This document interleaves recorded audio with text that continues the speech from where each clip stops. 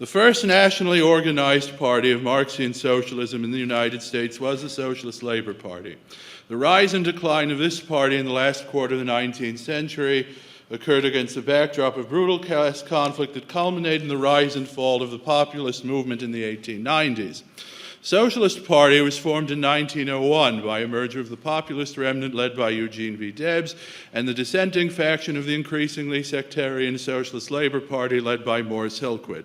During the first 2 decades of the 20th century, while the political realignment was occurring in Great Britain that culminated in the rise of the Labor Party, all the same pieces were in place for a parallel realignment to occur in the United States. This outcome was to a large extent hobbled by the sectarian revolutionary attitudes of the Socialist Party's small but vocal left wing, which ultimately evolved into the Communist Party. Yet in isolation, this development can still be seen as the normal growing pains of a healthy political movement. Nearly all historical writing on the heyday of the Socialist Party suffers from the malign influence of Ira Kipnis, who wrote a recklessly polemical and deliberately vague history of the American socialist movement in the early 1950s, adhering closely to the Communist Party line.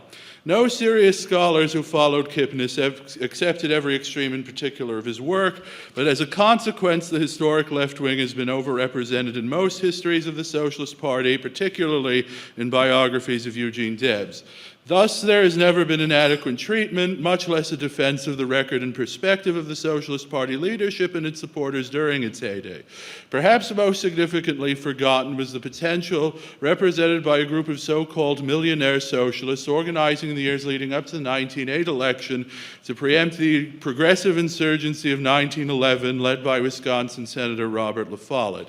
That campaign was of major importance to the history of American politics for decades to come, marking the beginning of the split between the Eastern establishment and Midwestern wings of the Republican Party. With the origins of the latter in the La Follette insurgency, the major implication of this history has never been acknowledged, that what was considered the major reactionary wing of American politics in the first half of the 20th century was the natural constituency for an American party of social democracy.